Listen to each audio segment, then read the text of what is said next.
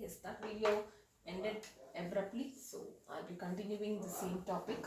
Okay, so next here is higher oxidation state. How are they becoming stable? There is a reason why the metals in the higher oxidation state, why are they stable? There is a particular reason for that. So what is the thing? Trends in the stability of higher oxidation states. You know, a variable oxidation state, manganese can go up to +7. How is +7 stable? Okay, so that is what we are trying to understand.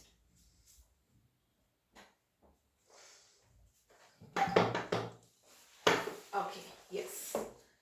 Now, for metals, okay, the stability, why is higher oxidation state stable? There are two reasons. There are two ways in which it is stable. One is through fluorine, that means in fluorides, and one is through oxygen. Okay. So how are fluorides causing the high stability of higher oxidation states in transition metals? Why fluorine is capable of doing it? Because it is highly electronegative, most electronegative. Correct? It will try to remove as much as electrons, and the other equal amount of charge will be present on the metal, higher oxidation state. Correct? And then if the compound is ionic, fluorine, the ionic compound might have a high lattice enthalpy.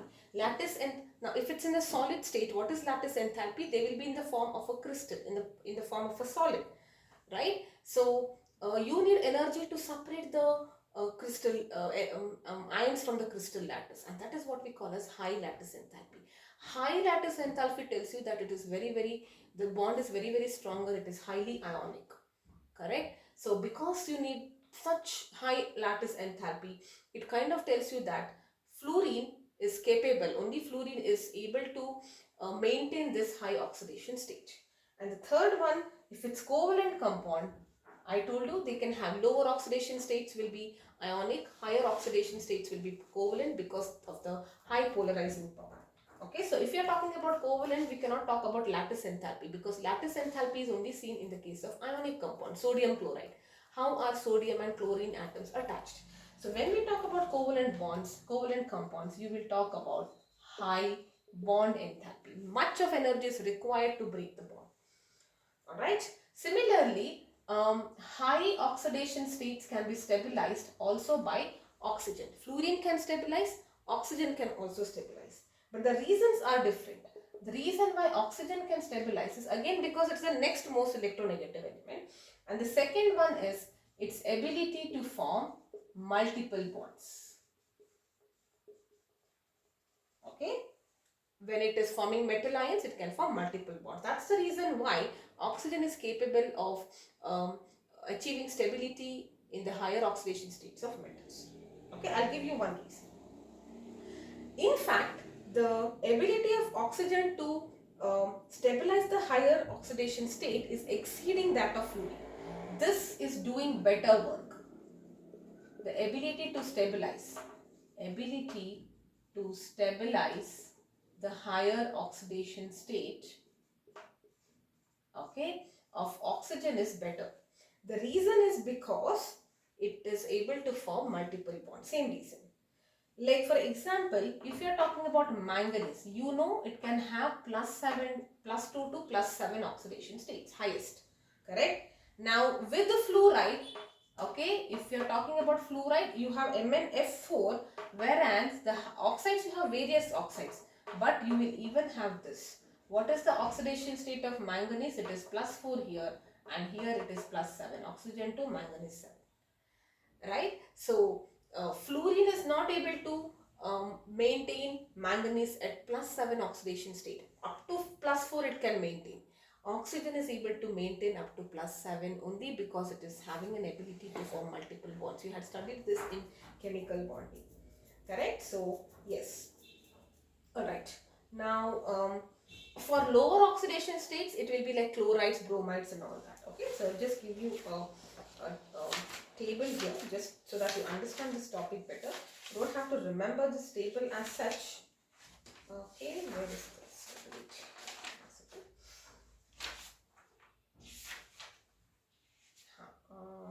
This oxides. This table. Look at this table. Okay, so this is the table I'm talking about. Okay, so this is the table. If you go look at this table, you look at that. So lower oxidation states, X can be either chlorine, bromine and all that. But for higher oxidation states, it will be fluorine.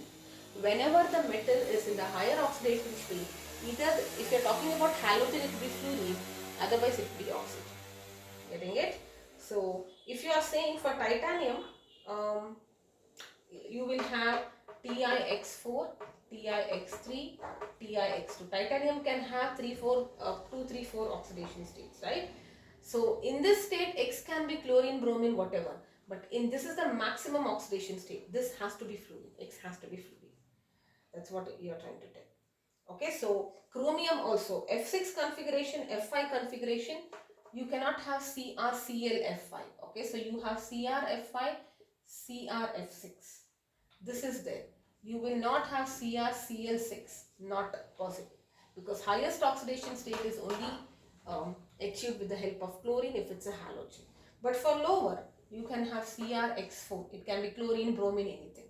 CrX3, chlorine, bromine, fluorine, anything. Higher is has to be only fluorine. Okay, so that is what I'm trying to explain. Alright, so yes. Now, the next thing is, if you are talking about copper, very important again, okay, copper in 2 state, plus 2 state. So you have CuCl2, where what is copper? Copper is in the plus 2 state. CuF2, again copper is in the plus state. CuBr2, but you do not have CuI2. This is not there, very important. Alright, all copper 2 halides are known except the iodine, and the reason is because copper 2 plus oxidizes this iodine minus to iodine. I'll tell you what is this.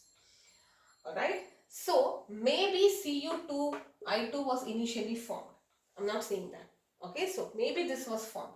And what is the oxidation state here? It is Cu2 plus. Correct? So maybe it was formed, but what is the Cu2 plus doing? This Cu2 plus is actually oxidizing. So when it reacts with I minus, this I minus will be converted into I2, isn't it? Minus to positive. That means it is getting oxidized. And copper becomes reduced and it forms Cu2I2. Getting it? So this is reduction, right? Cu2 to I2, Cu2I2. What is the state here? Copper is in plus 1 state. Here it is plus 2 state. It is reduction. So what is actually happening? This is very important again.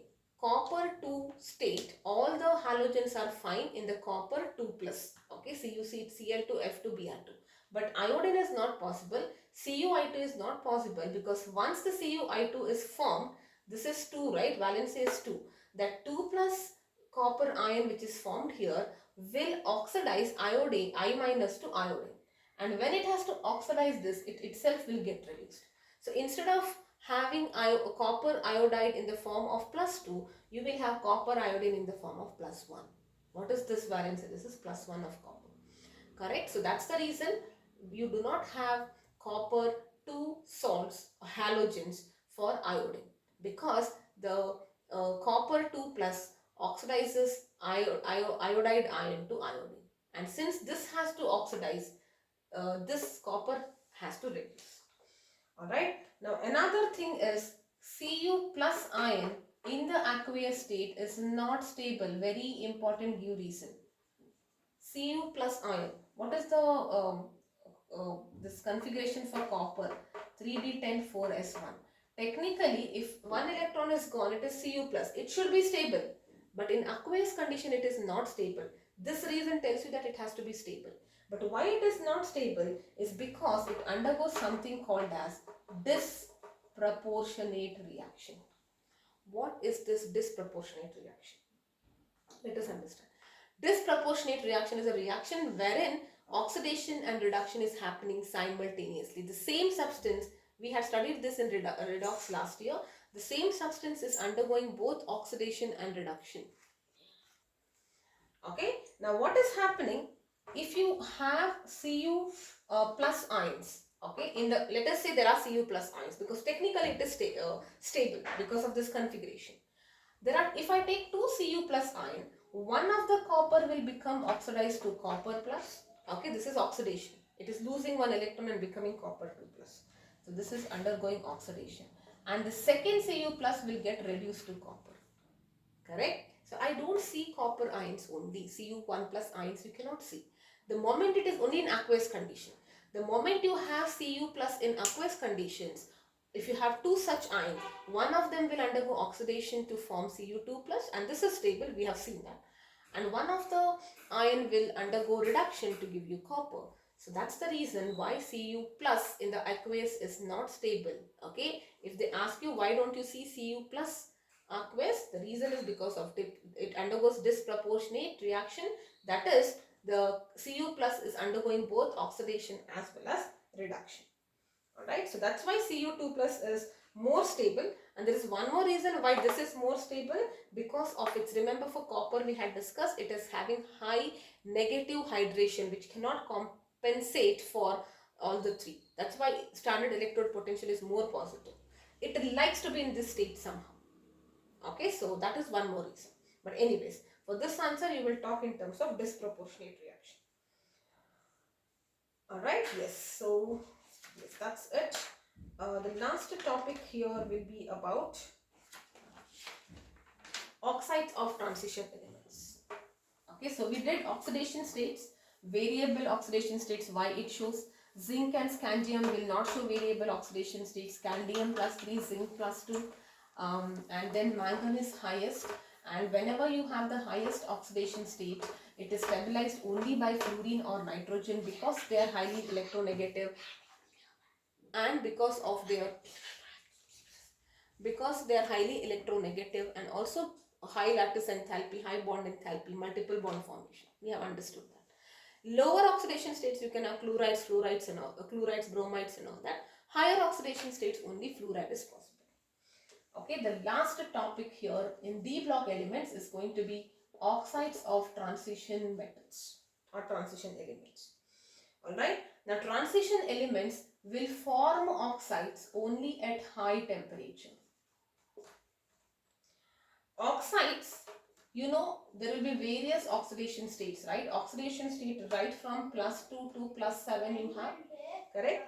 So this is only for manganese, by the way. So for manganese you can have these many oxides. Please remember this for manganese. Okay, MnO, Mn3O4, Mn2O3, okay, MnO2 and Mn2O7. I would advise you to remember this. What is the oxidation state? Oxygen is 2, manganese also 2 here, correct? Or you know how to calculate oxidation state, right? Manganese, if you do not know, X minus 2 is 0, so X is equal to 2. So manganese is in plus 2 oxidation state.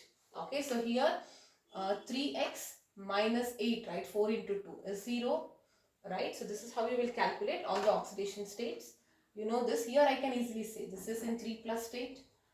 This is in plus 7 state because oxygen is 2. Here you will say x plus minus 2, x minus 4, plus 4 it is here. Okay, so you can calculate it in different ways, right? This is giving you a fractional, but that's okay. I'm not interested in that anyways.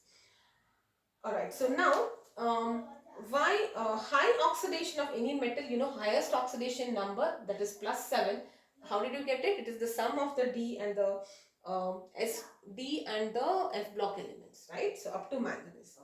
And you know, lower oxidation states are good reducing agents. They undergo oxidation, they lose electrons, so they are basic and ionic, right? This is what you know. Higher oxidation states are good oxidizing agents. They undergo reduction, they accept electrons, hence they are acidic and they are covalent, right? Why they are basic? Let us try to understand. Because you have a lower oxidation state means they will have unused electrons, right? So which can be donated. But in the higher oxidation state, all the electrons are used up, correct? So they can only accept electrons. That's the logic. Okay. So now, common question they will give you. See, look at that. This is the lowest oxidation state. So this should be a basic compound. These three are intermediate, right? So these three, Mn3O4, Mn2O3, MnO2, they are intermediate, so they form amphoteric compounds, and Mn2O7 highest is acidic. Very, very important. Similarly, let us say for chromium, chromium will have up to +6, right? Cr2O3, CrO3. Now, if you are talking about this, what is the oxidation state? This is +2. No, what is that? X minus 2 is equal to 0. Yes, this is +2. This is +3 for chromium, and here it is X minus 6, so this is +6. Correct? You know how to calculate. So this is going to be basic, this is amphoteric in nature, and this is going to be acidic. Why acidic? See, I can explain you. What is the meaning of +6 oxidation state? Chromium is +6. That means, what is chromium? Chromium is having this configuration. Correct? If it is losing all the 6 electrons, nothing, right? +6 means it has lost anything. Will it be capable of giving? It cannot give. It can only accept. What is electron acceptor? Acid. Let us talk about this. +2 oxidation state. +2 means you have how many? 5 electrons and 1 here. This is gone, this is gone. You still have 4 electrons in the d orbital which can be donated. That is why they are basic. So there is a reason for everything, but every time as a shortcut, I only advise you to remember this. Lower is good reducing agent. Correct? Low is low means what? English? Reduce, lower, reduce. So lower oxidation state means reducing agents.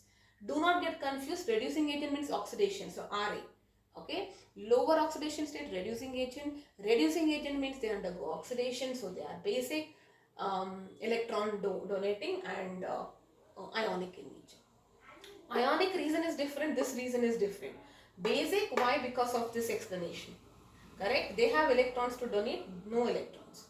Ionic and covalent, mainly they are ionic, because they have a tendency to lose electrons. They are metals. Covalent explanation you need to give. Higher the oxidation state, more is its power. It has become stronger. It can polarize the anion, and that creates the overlapping for giant string. Okay, so that is why it is having a covalent character. Okay, so that is it about the D block elements. With this, we have completed D block. We just have to do F block. I think one video on F block and we are done with this.